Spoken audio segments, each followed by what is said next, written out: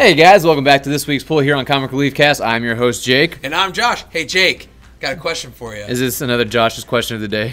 You know how Marvel's doing what ifs? Yeah. What if they did what if God was one of us? Alright guys, and with that we are going on. The list of the issues we're covering today is The Amazing Spider-Man number 7, Infinity Wars number 4, Captain America number 4, X-Men Black Mojo number 1, The Avengers number 9, What If Peter Parker Became the Punisher number 1, Immortal Hulk number 7, and Spidergeddon number 1.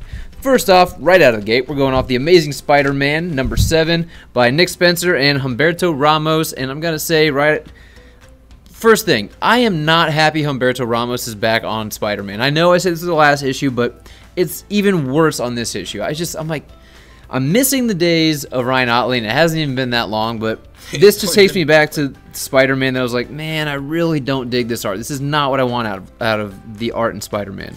I get where you're coming at, and we've been, like we said last week, we've been spoiled with Ottley, but, I mean, it's not like it's going to be like this forever. It's not killing me. No, I think the next issue is supposed to be the last one Ramos is on for a while at least. But anyway, in this one, of course, it's picking up after the last issue where Peter Parker's kind of in the den of thieves, if you will, the bar with no name. Bar with no name. I was going to call it the nameless. I was going to call it with his roommate Boomerang. And there are a couple of touching moments in here between Spider-Man and Fred, the Boomerang, and I actually dug that. I like that there's a bond forming there, and that Peter feels a little kinship with him, even though right off the bat you don't see it. But the more interesting stuff is definitely towards the end with Fisk and that one character that still hasn't been named in all 7 issues yet. It's supposed to be like. No, because it can't be Swarm. Swarm is usually... I think this is a brand new character, and I think once he becomes like the main bad guy of this series, everyone's going to go back to like issue 2, I think it was, when he made his first appearance, and go, oh man, there's the first appearance, like we've seen so many times. But this Fisk is even afraid of this guy. Everyone is bowing and kneeling out of fear of this guy, and I don't know who he is, but it definitely has me interested. My interest is piqued, curious. And dude's ugly, so I really want to know what his story is. Ugly. He's really. And it's not just because it's done by Ramos. No, he's fugly. Like a fugly-looking motherfucker. Yeah. So, anyway, any thoughts from you, Josh? No, I mean it was a fun issue. I feel like at times where the story is going, it's taking a little too long. You know, it's taking a little too long. I'm still waiting for the Kraven stuff. See, and we're still waiting for the Kraven thing. We're still trying to figure out what's going on with the whole Mysterio thing and this new character, that we don't know exactly who it is. He who is still not named. If somebody knows who it is, go ahead and comment it down. Yeah, please let us know if you guys already know and it's been leaked out and we just missed it. Yeah, but other than that, I mean, it was still a fun issue. It wasn't a bad read. No, and I'm gonna go ahead and give it our rating, the new rating of the week. Do you want to say it this time? I feel like I've been saying it a lot lately. You know what? I'll let you do it. All right, so I'm going to break this one down even less than quarters. I'm going to 2.95 human habaneros. 2.95? Yeah, I can't quite bring it to 3, but I still liked it more than 2.75. This makes it where, like, if I say whatever number I was originally thinking, it's not going to be 2.95. There you go. So 2.95 human habaneros. Oh, okay. Well, I was actually at 2.75 human habaneros. See, I liked it a little more than that, but not quite enough to get to a 3. I wanted you to do it because I couldn't remember what our rating scale was. I was about to say I was about to say Ramos. I was like, oh yeah, it's Ramos. That's our rating scale. All right, moving on to Infinity Wars number 4 by Jerry Duggan and Mike Deodato. Josh, why don't you go ahead, lead this one out? Well, it's just kind of leading up with the whole event of the Infinity Wars, where Gamora snaps and just pretty much does a more, what would you say, less gory or shocking. Instead of just wiping out half the universe, she combines all life forms into the Soul World, Soul Stone. Well, they're in Soul World, yeah. Yeah, Soul World. You know, it's whatever. You know, I hope it's not Charles Soule. But the artwork is great in this. I'm still having fun seeing all these weird amalgams of these characters. I thought we'd see a little bit more of them in here, and we didn't. Especially with the cover, you get the 4 main characters of the Infinity Warps on it, and you don't really get a whole lot of that. You get more of Loki in this. Yeah, it's kind of Loki recruiting almost his Masters of the Universe, or not Masters of Evil type Infinity Watch, I'd like to think of it more it's like an Loki evil, and the Infinity Watch. Yeah, it's kind of like an evil version of the Infinity Watch. I can give it that. And then some Loki's low-key going through and... Okay, anyways, so... The one thing I thought was weird though is Phi Lavelle and Moondragon just coming out of nowhere. I feel like when's the last time I saw them? Granted, I didn't read all of the countdown to Infinity Wars, but for them just coming out of nowhere was really odd. And then there's like this big spider thing that they're fighting against, and it was what do they call it? I forget. Devondre or something like that. Yeah. And like this is just kind of weird and outlandish, and the tone is a little off, especially when you threw Scott Lang in there. Scott Lang made this kind of the whole tone throw off a bit, but there is a really badass page of all the different amalgams that are going to we should be expecting here soon, and some of them have me very excited. Other ones I'm like, what in the world? But all in all, it was an okay issue. It didn't have me excited until the very end. The very end has me and makes me go, you know what? I'm sure this issue and the next one probably could have been condensed down into 2 issues or just one single issue. Because there's a lot of stuff going on that you don't care about, like Emma Frost and Wolverine at the very beginning. Like I don't care that that's such a weird amalgam. It's fun amalgam. See Wolverine walking around drinking champagne and wearing all white, and just calling everybody darling. Duggan just reduces Wolverine down to basically a drunk in this. Like all he cares about is beer. He's Kavanaugh. I mean, it's just every line he has is beer, beer, beer. So yeah, you killed my beer.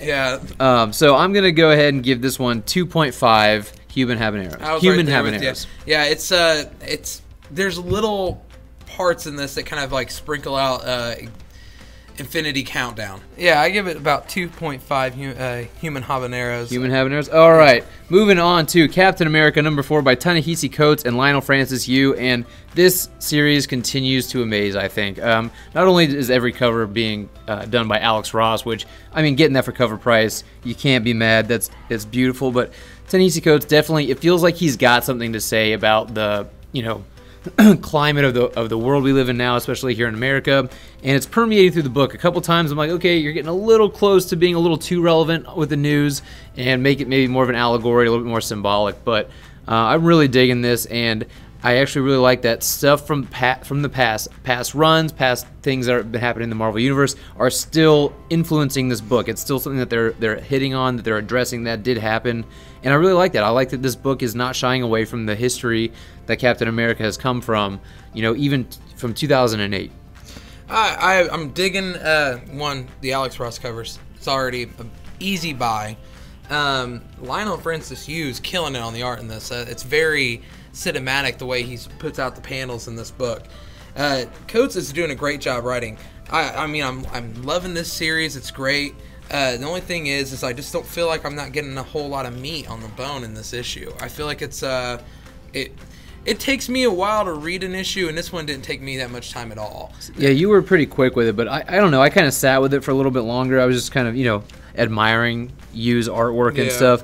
The villain they bring into this issue, I'm not too keen on, but I really like what Cap's saying, in his inner monologue about Thaddeus Ross in particular. Like, I'm really liking that dynamic. You have Thaddeus Ross and Captain America, two sides of kind of the same coin. You'd think that they're very similar people, but Cap is really highlighting the differentiations between them, like how different they are in their ideologies now, what they're doing. And I think Cap even says something to the effect of, it used to be you could take a patriot at his word in this book, and I'm like, wow, that's weird, because as a kid I used to think, like, why would I have any reason to doubt this person when they tell something to me? And now, in the world we live in, it almost seems like you never can trust anybody just at their word. Everyone needs proof, everyone needs a cited source, things like that. But Captain America, Ta-Nehisi Coates is really hitting on a lot of things that I think are very relevant today.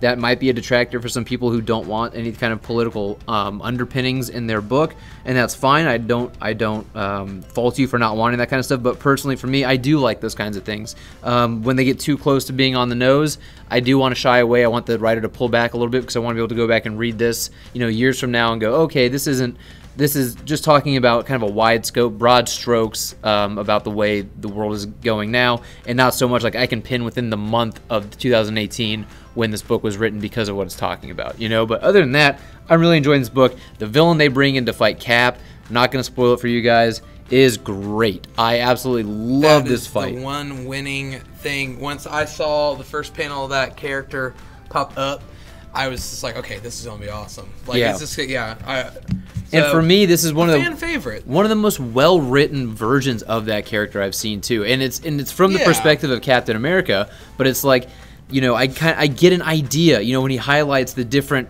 things that this guy's doing and where Oh, it's yeah. coming from, I'm just going, that is just too cool. I need that kind of thing I like to know the mechanics in Cap's head, how he's breaking down a fight. So I really like seeing that. Oh yeah, it's great. It was definitely it's a fun issue.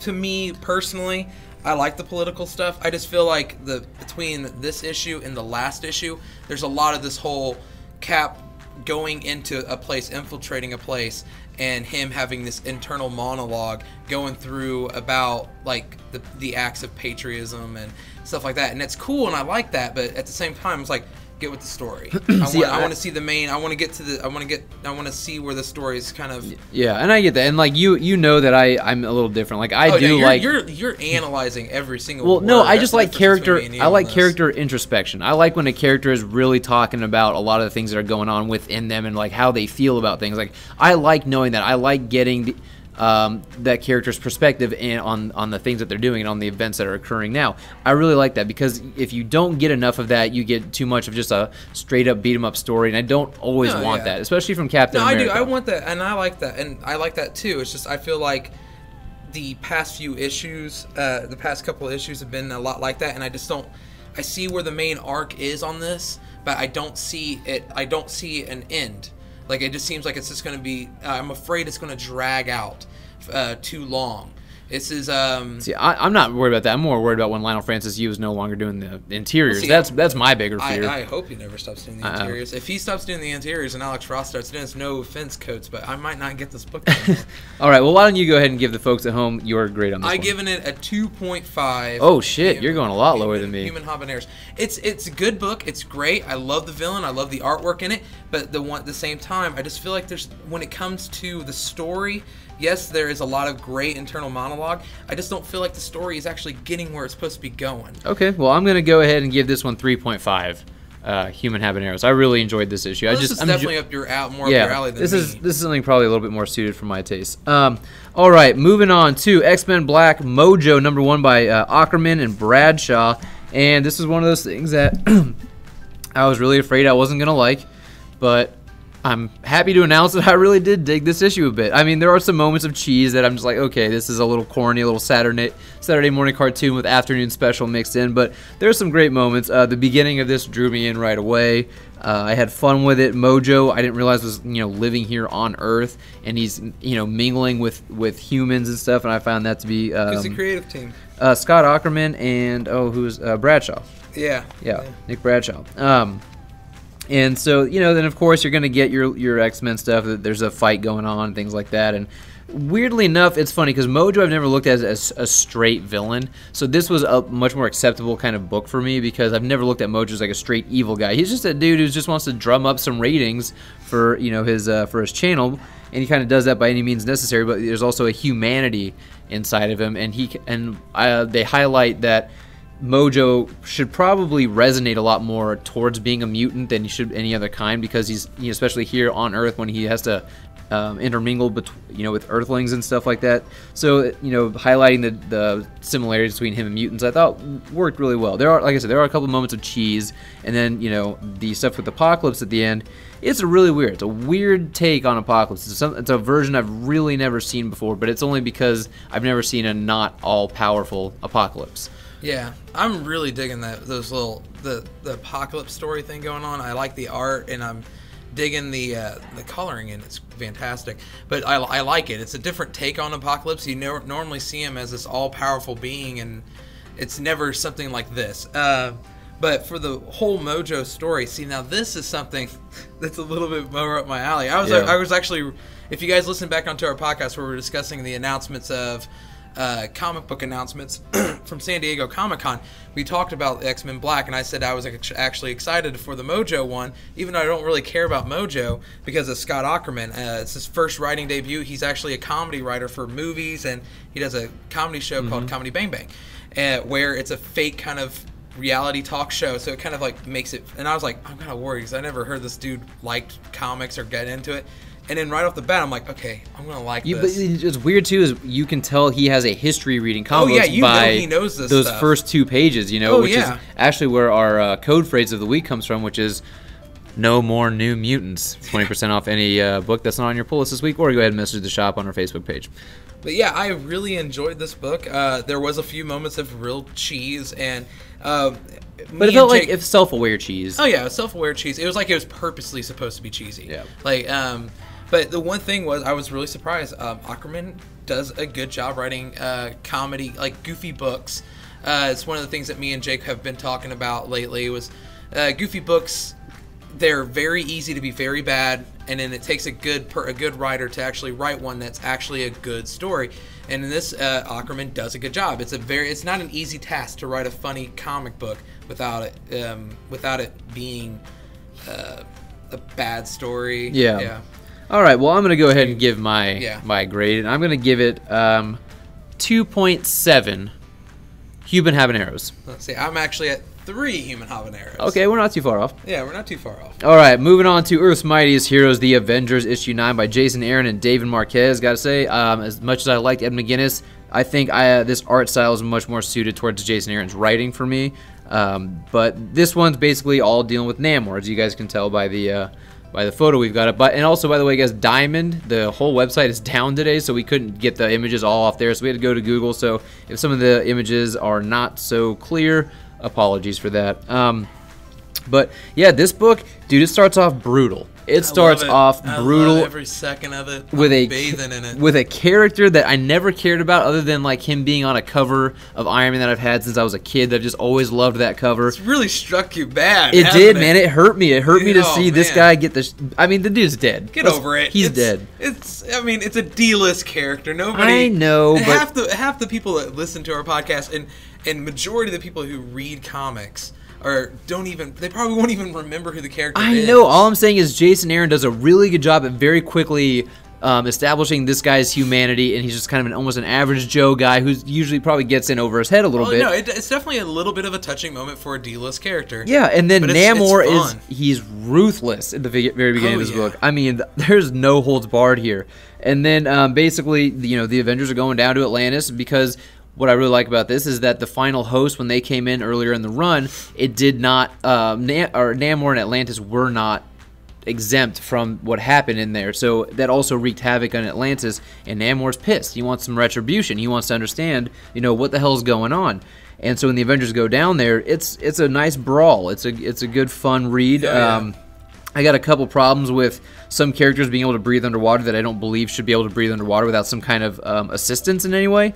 But it's a good read, and Jason Aaron knows how to write Namor like a badass. Namor, he's got a new suit, and he's got a new take on life. This guy he's not pulling any punches, let's be honest. They do a good job of establishing just how strong Namor really is. I love it. I love Jason Aaron writing Namor to the point that I would pay him money out of my own pocket to write his own Namor run, because I think that he would excel in it greatly. Yeah. And just starting off with the first few pages, there's some dialogue that just like it's still sticking with me. I'm just like, man, this was brutal. This was an awesome book, and it was an awesome read. I did get to see one little battle in there between Namor and Black Panther. Yep. And I always love battles between the two of them. Ever since like Secret Wars and stuff. Yeah, I love it. So yeah, this book, really good. I got to see the very end page. It looks awesome, but there's also a character that I think looks goofy as shit. I know. And I'm just going, okay, It's my first. It's like you get this. It's like nothing but a badass team, and you got one goofball. Yeah. How far cheese are we gonna go with this next issue if that character's included? But I'm gonna go ahead and give this one 3.7. Human habaneros. 3.7. 3.7. Hey, you know what? I was actually at 3.5. Okay. So we're not too far off. All right, moving on to one of the better books, I'd say, this week, in my opinion, is What If Peter Parker Became the Punisher #1 by Potts and Ramirez. Carl Potts and Juanan Ramirez. And just like the What Ifs, it takes a situation, it takes an origin or something that that you're familiar with, and it gives it a little twist. One little incident, had it gone differently in this person's life, where they would end up. Basically, if Peter Parker, one thing had happened differently in Peter Parker's life, he would have become the Punisher. And I thought this book was really, really well done. This book is very smart. It's written very nicely. The art is amazing in it. The concept of it is believable. It takes some really classic moments from Spider-Man's history. Oh, yeah. It takes classic moments from Spider-Man's history. It doesn't seem too far-fetched from what we originally received. And with that being said, I am honestly going to say, if you have a light pull this week, or if you're wanting to pick something up that you normally don't pick up, I highly recommend picking this up. I really liked X-Men Black Mojo, but I would, because I know a lot of people didn't put that on their pull list, but I would suggest picking this What If Peter Parker Became the Punisher. It's really good. I liked it. Actually, it's right there with the last What If Flash Thompson was Spider-Man. Right. They're both really good issues. Yeah, I think this book does a good job. It hits on Peter's humanity, his resilience, his anger and frustrations, his love life, his humility. It hits on all those aspects really well in just one issue. And like I said, it showcases what happens if just one event would have gone differently and how it would have turned him to a different path and something towards the Punisher. And then the end really brings it home. I'm like, this is so good. You're taking one character and feeding into another. I love it. I love the concept. Green Goblin being the main foe, but also getting to see a lot of other Spidey rogues is great. This is one of those books that it does a little bit like what Cap does. It does a lot of inner monologue, a lot of introspection, and it makes you understand why Peter went the way he did. And honestly, I think a lot of us are going, if Peter were any less of a good person, he probably would have gone this route after Uncle Ben was killed. So for that, I'm giving this one 3.95. 3.95? 3.95. I'm really breaking them down now. 3.9, because I don't want to be so liberal with my ratings anymore. So 3.95. Human habaneros. 3.95. Yeah. See, this sucks because I almost want to give it a 4. This sucks because I was actually wanting to give it a 4, but it's not my favorite read from Marvel.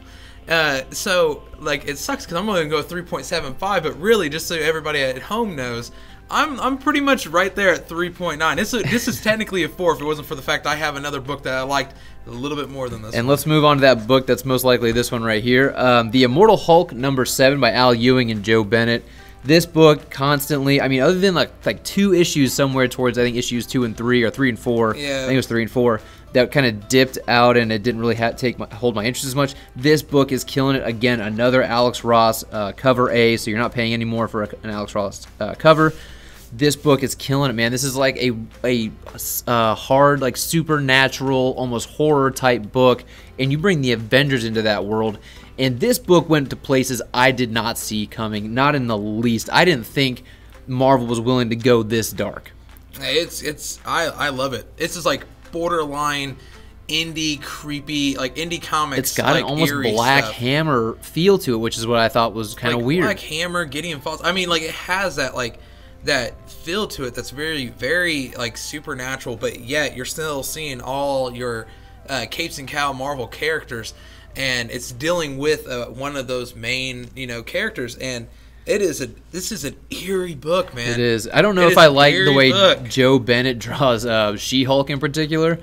She just looks grotesque in this book. She just looks like Hulk with a wig. Yeah, it's pretty much, let's be honest. It's gross looking, but dude, it's basically the Avengers just taking on Hulk, and Hulk is having none of it. This guy. Wait, before we continue on that, but because you said Hulk taking on the Avengers, I know a lot of people has already seen Hulk take on the Avengers, but not like this. Not like this. No, you've never seen the Hulk do this. To the point where I was reading this book going, are they really going to kill off one of these characters outside of the Avengers book? Because these books have really been doing a good job of maintaining, canon between each other, staying consistent.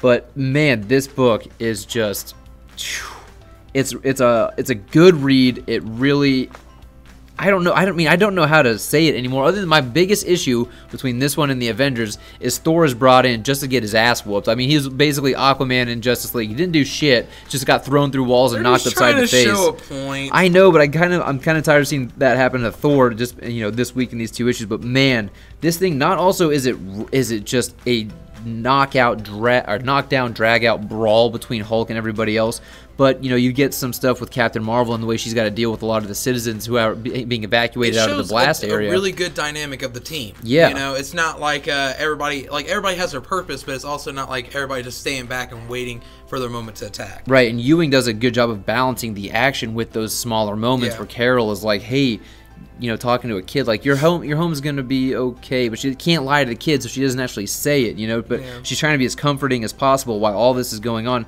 So you get both perspectives, and I think that's a really hard thing to pull off in a book like this. Yeah. And without taking you out of the action. Exactly, and holy shit, is the last 2 pages one of the greatest things I've seen in comics in a while. Heed our warning, young comic book readers. If you pick up this book, yes, you're going to be tempted to pick it up because it has a beautiful X-Rocks cover, but do not flip through this book. No. Do not flip to the end. Leave that, because I'm telling you, you're going to love it.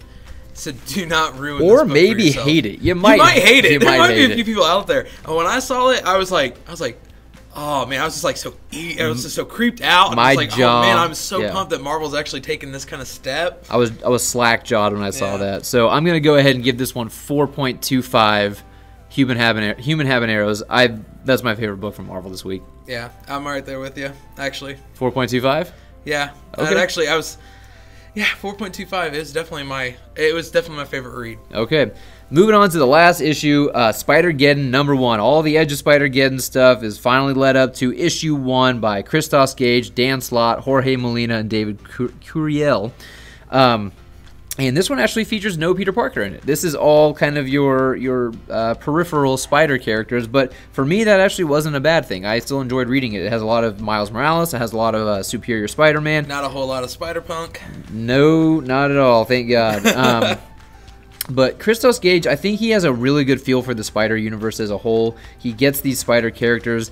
His Doc Ock, to me, is still kind of goofy at times. It's just the dialogue, and I understand that's just supposed to be Doc Ock, but I think it needs updated here and there. Bringing in Count Nefaria for just no reason was kind of fun and interesting to see, but the roster they bring in is really cool. They don't all really get a time to shine, but it's really cool to see them all together. And then what happens next is what I'm thinking is happening in this book, because I don't want to spoil what happens in this book, but I think what they're trying to do with this book, I'm hoping on this, is that they're trying to finally get... No, don't spoil anything. I'm not. I'm saying what my theory is. My theory is they're trying to get rid of the spider totems. Like the spider totem idea as a whole. Like we want to. I know this was set up. This whole spider totem that each universe has their own spider avatar. But I think that this is kind of doing what X-Men Extermination's doing, which is just trying to get rid of the X-Men Blue team, the young kids who are out of time. I think this might be trying to really eliminate a lot of the different spider characters. Well, they're putting out a lot of spider books before that. Well, yeah, it's got to have one last hurrah, Yeah. I don't know. Yeah, there's some pretty important things that happen towards the end of this book that makes this book. I assume it's going to make this book somewhat of a collectible. I mean, it's nothing major, huge, but it still is a pretty awesome little thing. And one thing I want from some of our listeners, if you guys have listened this far, we really appreciate it. But what I want to do is comment down below. Why is Billy Bratton a Spider-Man? Like, what powers does he have as Spider-Man? Because he can fly. I mean, he's Captain Britain and Spider-Man, and I don't understand what kind of spider powers does he have that would help, a Captain Britain character. How does it add to him at all? Because he flies. I'm guessing he doesn't shoot webs. He's already got incredible super strength. So what exactly is it that he offers to the table as far as being a Spider-Man? That's just my one question. I would like any listener to educate me down below in the comment section. He wants to be well educated. I'm a little biased. I really enjoy the Spider-Verse the Spider-Verse storyline that happened before this. And the only thing is the only problem I had with Spidergeddon was the idea that they were just trying to make money off of a previous event, and this was going to be like Marvel's crises, and they're just going to keep doing it, and then it's like deals with like cloning, and it's like, okay, so we're literally digging and we're getting every Spider-Man cliche that used to make money, and we're just trying to do this thing. And I kind of agree with you on your theory. I think I hope that's actually the theory, because then it makes this actually worthwhile. Yeah. I did enjoy this book. I'm a sucker for Superior Octopus. I really am. I just love that character. But all in all, I did really enjoy this book. It was a fun little I thought read. it was a solid read for sure. It's a solid issue 1. Yeah. It was. There's the artwork's great in it. Some of the dialogue needs a little work, but that's about it. And for me, I liked it. The 3 characters that are in this by the end, they really ring true to me as like Superman 2, the Kryptons that come and fight Superman. That's what it feels like to me. I do like the updates on the suits. Yeah, I do too. But it's like the evil Kryptonians for Spider-Man. Yeah, because normally they're like in like old Victorian like suits, like. But I think they're also actually in cloned bodies. I can't really tell too well. But no, they didn't really address that. Right. So anyway, with that, guys, I'm going to go ahead and give this one 3.25 human habaneros. It was a good read, not my favorite thing, but I think it's a somewhat solid start for Spidergeddon. And this is coming from somebody who did not like any of the Edge of Spidergeddon stuff, but I did quite enjoy issue 0. Yo, you didn't get a chance to read the last one, did you? No. It's a pretty good one. I liked it. I think you would like it too. With that being said, I actually give it 3.5 human habaneros. All right, so we're not too far off. All right, guys, that is all we've got for you this week. Thank you so much for listening. Please go ahead and hit that like button if you liked it. Share it with your friends who read any comic books. Comment below. Let us know your thoughts on any of these books. We know that we put these out early, so obviously you can't give us your thoughts yet. But if you listen to this later in the week, come back, let us know what you thought. And, of course, subscribe to the channel. We're growing. We really appreciate all the support we've been getting so far. And spay and neuter your pets. Why you always got to throw dumb bullshit there? Okay, so, and also, guys, we have a fun thing coming out soon. We're going to be starting a new segment with a new co-host, so be on the lookout for that. We will be putting that up, I think, later this week. So if you guys haven't checked out the Marvel video already, check that out. And if not, we will see you maybe later this week with a new segment. Take care. Whip.